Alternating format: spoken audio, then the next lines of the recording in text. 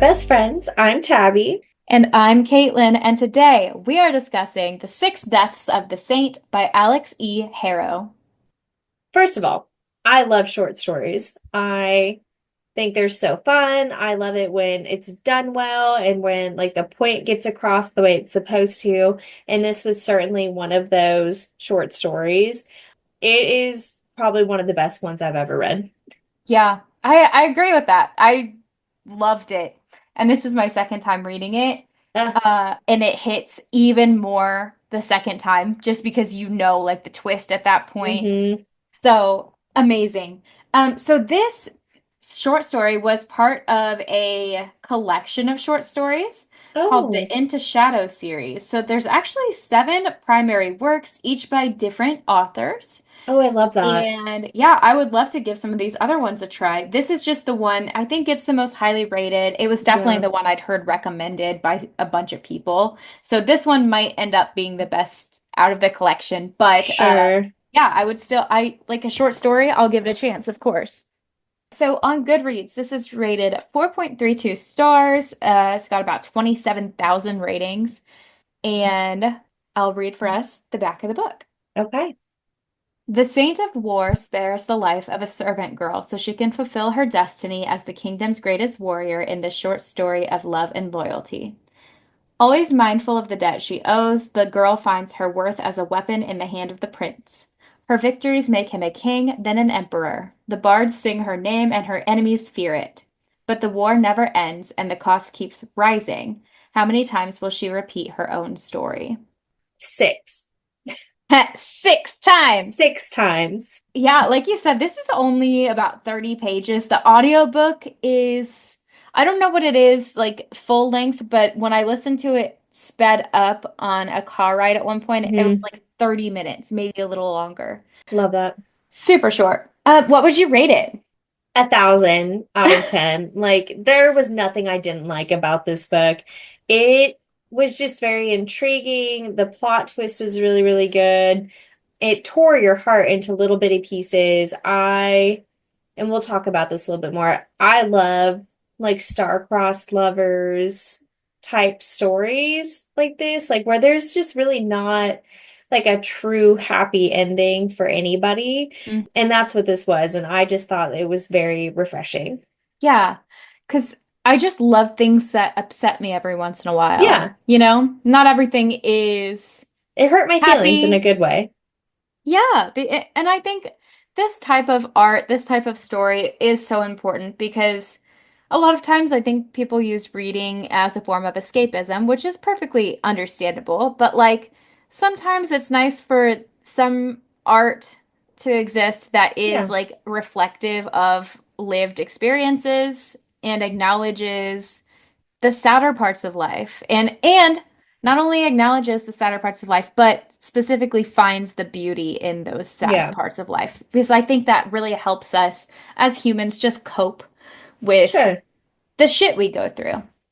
Absolutely. Yeah, and I agree. I would rate it like 12 out of 10. Like the scale doesn't exist for this one. I remember the first time I listened to this in the car on the way to my friend's house because again, it had come highly recommended. I didn't even look up what it was about. I had no idea it was going to be sad. It was such a surprise to me the first time Yeah. I listened to it, and I loved it for that. Like it made it Yeah. even more impactful. I'm glad I also didn't know what it was about going into it because like I feel like it allowed me to really put myself more into the story and like be immersed in what was going on and like you got to feel those emotions. I like the point of view that it was written from as Yes. well.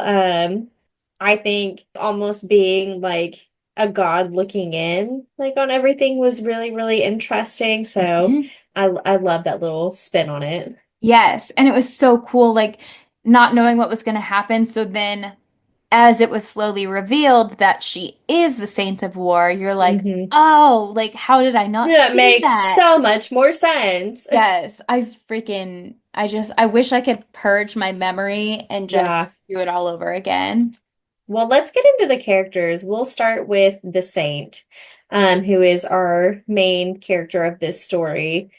What just a very sad and upsetting life she's Yeah. lived to go from, just being a poor girl who knew she was going to die to like just wanting people to remember her name. I think she was a really good example of how persuasive people can be like when they're offering you something that you want and how you're willing to like really sell like your entire being to it to make sure it happens. Yeah. And also just like how impactful an adult figure can be like in their life. I don't know. It was just very interesting, like her character development. Yes, because she's just this poor little girl. She's got nothing. She's got no family.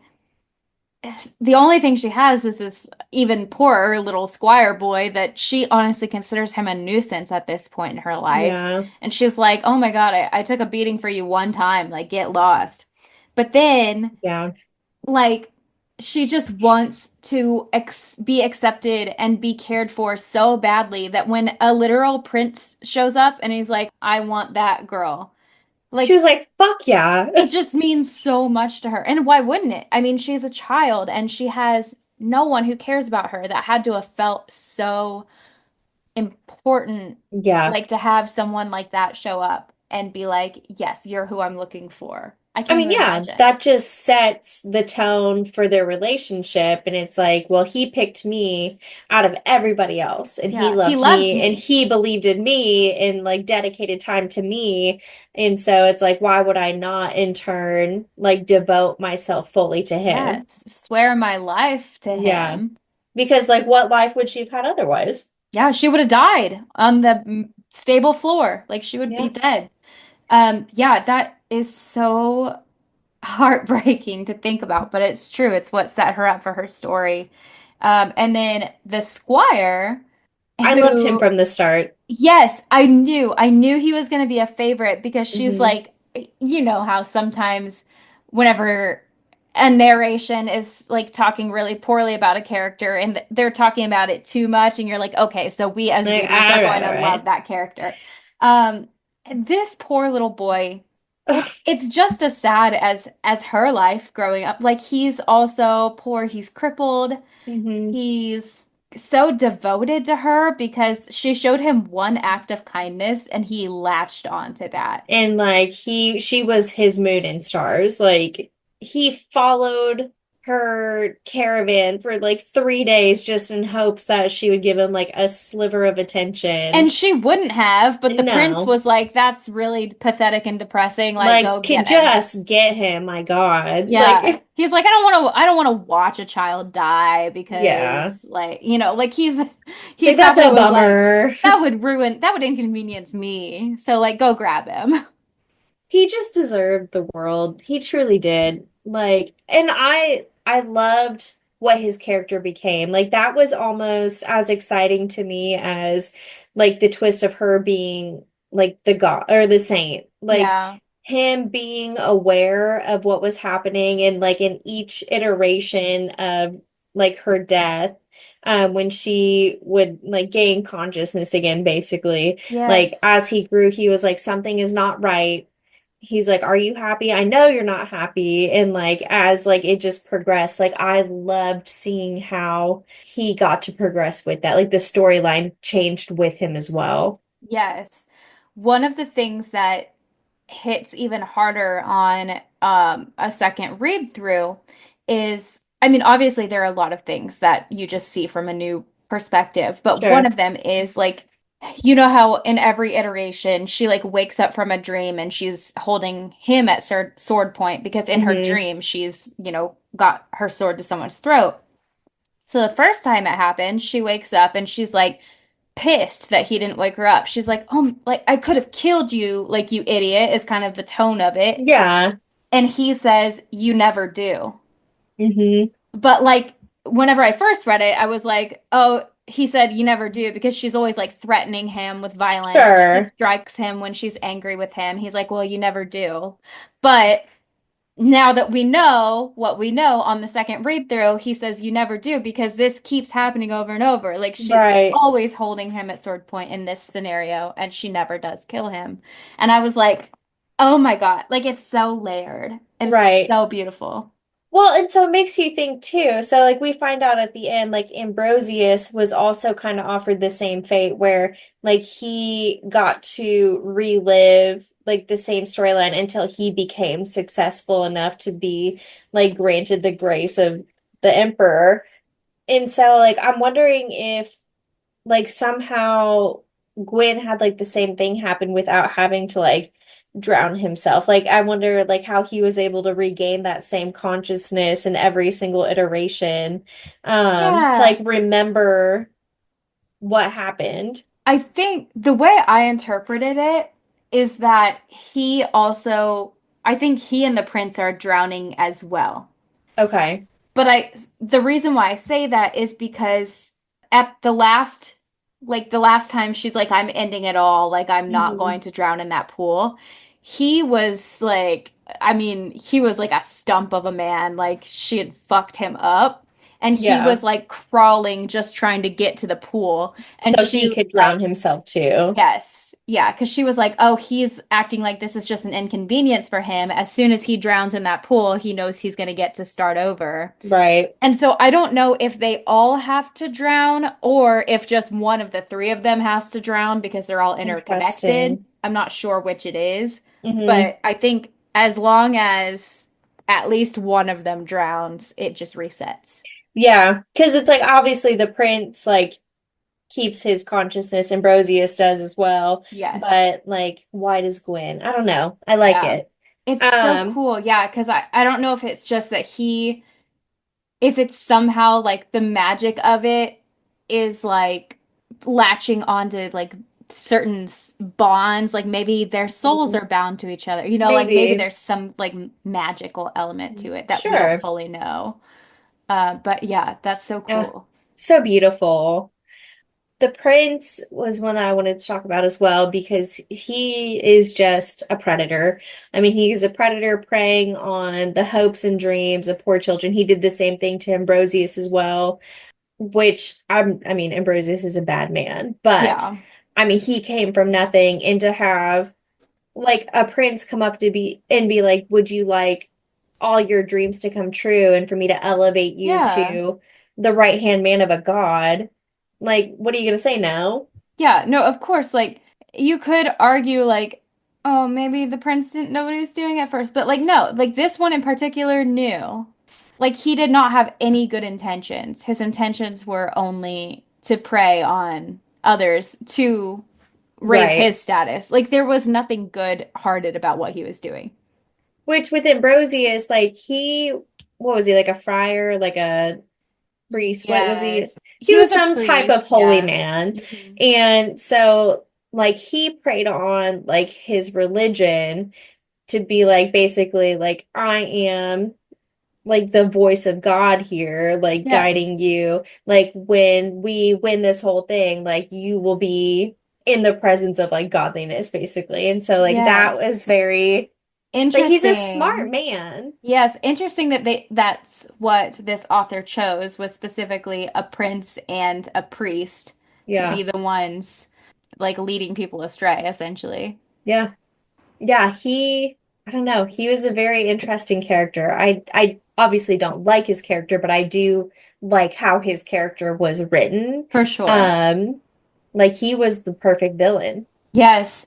One really villainous thing that he did, and I didn't really pay attention to it again until the second read through. But like us as the readers at the beginning, like when the prince is, rescuing her from the stable or whatever, that lady is like, no, you can't take her. Like she's a cursed devil. And so the prince like calls her my devil. Hmm. Well, as the reader, like we're like, oh, he's calling her that because, it's just like a cheeky like thing. He's Mm, like, yeah, like okay, she's my devil. But as the reader, then we learn that she's actually the saint of war, and even when she recognizes that in herself that she's a saint, he hmm. still calls her my devil. So it's like proving that he's literally just exploiting her. Right. Well, and I also think it's like a really cool like way of showing like she's like his antithesis. Like she is his downfall. Like she is the opposite of him, where he thinks he's a god. Like she's his devil. That was what brought him down Yeah. eventually. Yeah. Ooh, yes. Ooh. I love that. I loved like the religious imagery For like throughout sure. this whole book. It was very, very cool. Yes, it was. And I think like again, that's another reason why the priest's like his character was so important as well, because he's just kind of at the center of all that. Like he's manipulating that. He's controlling all of the elements of this story. Hmm. And that's an interesting I like this is something I just thought of as well, but that could also just be a metaphor for the church in general. Like Hmm. the priest is completely manipulating this story. Like he's controlling everything and he's Hmm. telling the king what to do. He's like, yeah, so we have to drown this saint Hmm. and then we can start all over. We'll get even further next time. So that's interesting. It's like the church is manipulating the story What we through the know. course of Yes. time. Yeah, like they're changing history. They're writing the history. Right. Which was always like one of my favorite things, especially when we were in like AP Euro or Hmm. IB Euro, whatever, whichever one it was. Like when we would talk about how like the Catholic Church specifically, for example, during like the medieval times, like they were the only ones that could read. And Yes. so they were able to basically write and say whatever they wanted to. And like the common folk had no clue. Like they didn't know any different. And so They're like, like yeah, their that's the word word was of God. law. And like if that's what God wants, then so be it. But it Yeah. was actually just this few group of men who were like, you know what would be really cool is if Yeah. they did this instead. You know, and people really hate to be reminded how impressionable and vulnerable we are, but Hmm. we are. Like, you're always on the outside looking in. You're like, how do people ever get tricked into being in a cult? Well, it's because these people know human psychology, they study it, and they Hmm. specifically prey on people who are vulnerable in that moment. Like, maybe they've Who just just need lost a something to loved latch one. on to. Yeah, like they specifically target people and then they use what they know of human psychology to manipulate them. And people just hate to be reminded that it could Hmm. be any one of us. Like Yeah. if you're vulnerable enough and you don't have of your friends and family looking out for you and like Yeah. noticing these things that people are taking advantage of you, then you're going to get manipulated. Yeah, because like think about it, you're at your lowest of lows and someone comes along and is like, what if I can offer you something that's gonna fix Yeah. everything? And they Like, offer what are you you gonna do? Say no? Yeah, like they offer you success and you know getting yourself back on your feet, but they also offer you community. They're like, "Oh, Hmm. you don't have any friends and family? Well, we are We've got family. plenty. Yeah, like come join us. Like be our family." Like they offer whatever people are desperate for. Hmm. And the saint this happens to her. She's just a poor little girl with no one in her life. No one cares about her. And this prince comes along and he's like, "No, you're coming home with me. You're so important to me." And she just Yeah. latches onto that. Because why wouldn't she? She has Yeah. nothing. I mean, she's gonna die either way, so you may as well like go with the thing that's gonna guarantee you a longer life. Like, Yeah. And I think what just makes it so heartbreaking is what she really wants, though, is love. And she's yeah. so adamant in the beginnings of the book, you know, before she's realized who she is and that she's reliving this story. She's like, Hmm. he loves me. And then she's trying to convince herself he loves me. And then she's like, oh, I'm his property. Yeah. Fuck. That is like my favorite part in each iteration of that. Like when she does start with, no, this is love. Like he loves me. And she's like, I think this is love. And then Hmm. she's like, is this? And Is then this at the very love? end, she's like, no, this isn't what love is. Yeah. So yeah, I love like the devolving of Yeah. like that part of her character. The Um, deconstructing. yes. We want to give another parallel to just religious structures and Hmm. how really like this has been put into her mind. Everything's been carefully curated by the prince and the priest to make her think, yes, of course we love you. Of course we love you. You do so much for us. We love you. Hmm. So yeah, she's like, he loves me. He says he loves me, Like and he I'm gives making me him a gifts. god.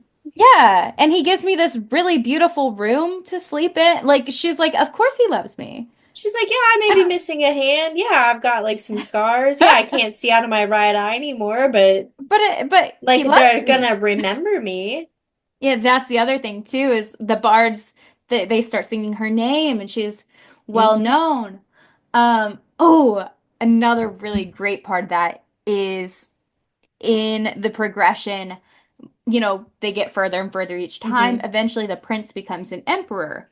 And the bards are singing her name and really celebrating her, and he's like, absolutely not. You all, like, he threatens to like put people's eyes out. Yeah. Anyone who looks at her with the love only like due to the emperor or a Hmm. god. And Gwen, the squire, is like, I guess I should stop looking at you then. And she like kind of laughs it off, but she says like, I laughed, but he didn't. And he's like, no, like I love you. Yeah. And that guy doesn't. I think the other interesting thing is the word choice that she has throughout the iterations too, because it starts off with them talking about the prince and God. Hmm. As two separate things, like you worship your prince and you worship God, like that's what you make sure you do. And then when he becomes a king, he starts almost like interchanging himself with God, but it's Yeah. still very, very subtle. And then when he becomes emperor, like he is like God, like it's no longer, you don't look at her like you'd look at God or your emperor, like he is the same. Yeah, Look you're at that. right. So yeah, I love how like it's no longer just the God and him, it's God, like he is God. Yes. Yeah. Ooh, creepy. He's a little evil villain, but I honestly I love him. I love it. Um, I mean, we've already been talking about things that we liked, but let's just, add a little more to our list here. I think we've already talked about how like the actual structure of the story is really enjoyable, but I think just Mhm. as a storytelling tool, it was so important because you think about, like, take the movie Groundhog Day, for example. Hmm. It's a much sillier version of this, obviously, but it's like he's reliving the same day over and over again until he achieves whatever goal the universe has set out for him.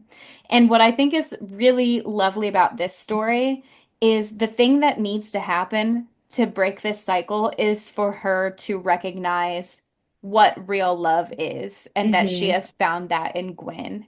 And I just think that's so heartwarming. It is. It takes like something that's kind of usually like a sillier like storytelling tool Yeah. and it makes it really heartfelt.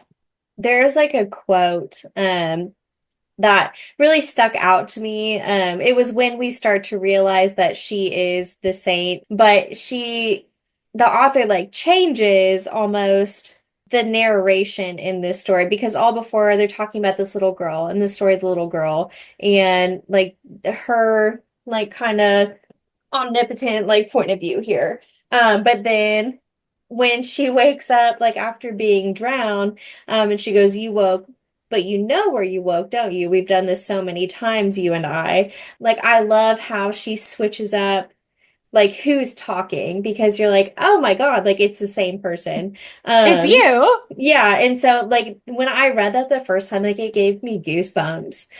I don't know, the way like it was just so beautifully written. Yes, and that line in particular, I just have to give another shout out to the audiobook version again because the narrator is amazing and she is just such a talented voice actor. Like you can hear the difference in like the emotion. Like whenever she does deliver that line, it's almost like there's a little twinkle of humor in it. Like, "Oh, you're finally catching on, aren't you?" Yeah. It's Amazing. almost like breaking the fourth wall, Yeah. like without actually doing it. Yes. It's like, even to the reader, they're like, you know where we are because we've been through this before.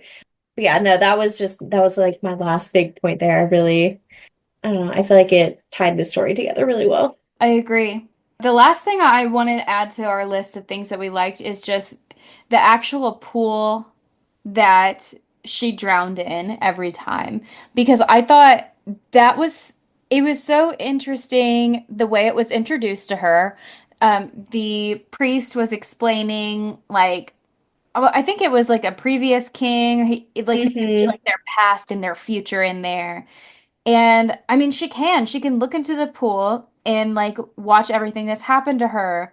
And so just like in that way, it is a mirror reflecting her life back to her, but then they shove her head in and drown her in it. So they're Hmm. like, look at all this suffering that you've been through. Go ahead and watch that really quick, and then we're going to drown you in your own suffering. And I just thought that in itself Yeah. was powerful and Well, and terrifying. the cool part of that scene too, when she has like her realization, so she's looking at like who she was, and she was like hesitant to admit, like, yeah, that was me. Mhm. And then they're like, now look at what you become. And when she sees the saint, she's like, well, that's the saint. And then she's like, Oh, that's oh. me. Yes, and it's like, yeah, that's how she was really connecting the dots. Hmm. And then at the end, I get like it changes. Like the pool then becomes like she accepts her fate and she's like, we're ending this. You know, she acknowledges the pool. She looks at her reflection. She's like, damn, like I look haggard. Hmm. She's And like missing teeth and like, she's fucked up. Like she got beat to shit. And then and it's so horrible what happened to Gwen as well. Like she at one point talks about laying him down carefully so that his neck doesn't gape open. And I was like, uh, imagine the fucking trauma.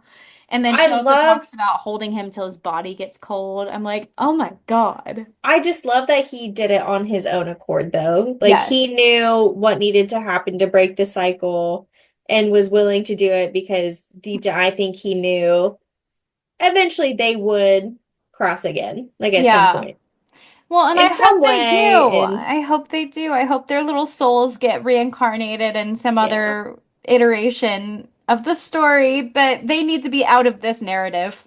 This one yeah. sucks. I wish they could have run away together. I know. They wanted to. It was, God, it's heartbreaking. it is. It's tragic, and I loved it. It was Same. amazing. It could not have ended any other way. Yeah, and I guess that brings us to our next point of things we didn't like. There was nothing. There was Loved not a it all. single thing I didn't like about this book. No notes. 10 out of 10. But okay, Well, so yeah, that wraps up the six deaths of the saint. Next week's going to be an off week as we start preparing for the Throne of Glass series. So we'll be back May 5th to begin that. It's by Sarah J. Maas. As per usual, we got to do at least one a year. Um, we're gonna run out though. so we talked about this last episode. Our personal preference is to start with Assassin's Blade, the way God intended. Hmm? If you prefer to start with Throne of Glass, by all means do that.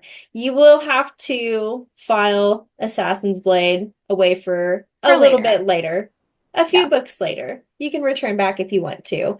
But that is where we will begin our journey. Yeah. And I think normally if people do start with Throne of Glass, then they read Assassin's Blade after Heir of Fire. Is that Yeah, correct? Okay. I think You that's might need right. to Google it. If you don't want to start with Assassin's Blade, then just Google where it goes, because we always start with Assassin's Yeah, Blade. because we're never Uh, not going to start with Assassin's Blade. yeah, sorry, that's just our opinion. But go ahead and get started on that if you haven't already, or Throne of Glass if that's your preferred reading order. We'll talk to you next time, and as always, Let's get lit.